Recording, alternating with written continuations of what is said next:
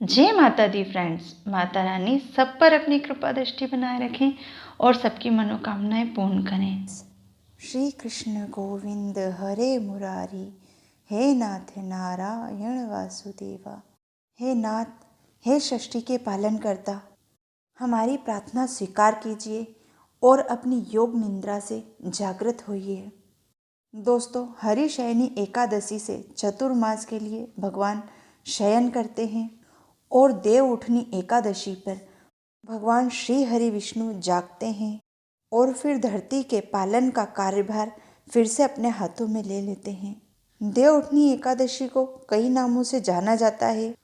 प्रबोधनी एकादशी, देव उठनी एकादशी, देव उत्थान एकादशी, भीष्म पंचक एकादशी, पापनाशनी एकादशी, सिंघाड़ एकादशी और तुलसी एकादशी के नामों से भी जाना जाता है। देव उठनी एकादशी पर गन्ने का मंडप सजाकर माता तुलसी और भगवान शालिग्राम की पूजा की जाती है और काफ़ी लोग इस दिन तुलसी माता और भगवान शालिग्राम का विवाह भी संपन्न करते हैं।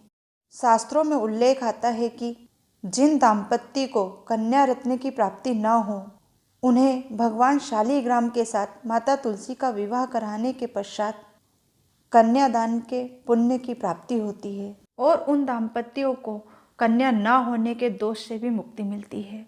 देवसोनी एकादशी से देव उठनी एकादशी तक सभी प्रकार के मांगलिक कार्य बंद हो जाते हैं और देव उठनी एकादशी से फिर से समस्त मांगलिक कार्यों की शुरुआत हो जाती है। दोस्तों, देव उठनी एकादशी एक ऐसा दिन है जिस दिन बिना मुहूर्त के शादियां होती हैं। दोस्तों, जो श्रद्धालु चतुर्मास का व्रत का पालन करते हैं, यानी कि देवशयनी एकादशी से देव उठनी एकादशी तक जो भी व्रत का नियम लेते हैं और इस वक्त जो वस्तु वह लोग खाना छोड़ते हैं उसी का दान कर कर अपने व्रत का पालन करना चाहिए।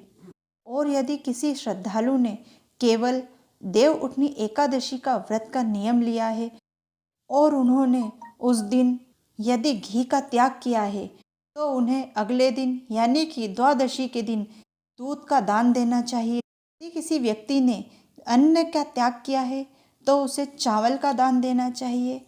जिन्होंने पत्ते पर भोजन करने का व्रत लिया है तो उन्हें घी का दान देना चाहिए।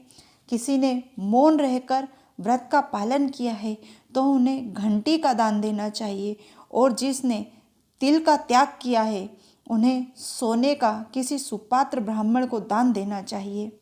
दोस्तों, ये तो अपनी पॉकेट पे अलाउ करता है।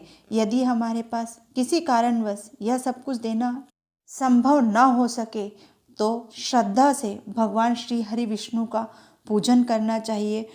उसके बाद ही हमें व्रत का पारण करना चाहिए।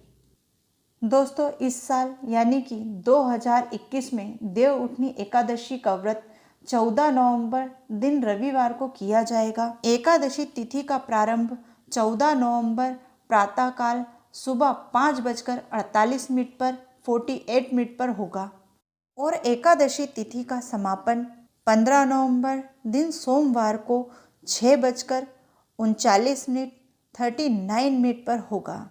देव उठनी एकादशी के पारण का शुभ समय 15 नवंबर दोपहर 1:10 से 3:19 तक होगा।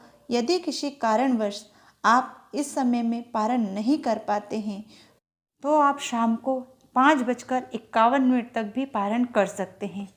तुलसी विवाह के शुभ मुहूर्त कुछ इस प्रकार हैं।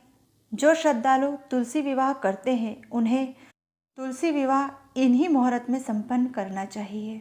तुलसी विवाह का पहला मुहूर्त है शाम 6:04 से रात्रि 8:51 तक और दूसरा मुहूर्त रात्रि 9:05 से 10:29 तक होगा। दोस्तों, आशा करते हैं हमारे द्वारा दी गई जानकारी आपके उपयोग की होगी। प्लीज़ इसे लाइक शेयर सब्सक्राइब अवश्य कीजिए। जय माता दी।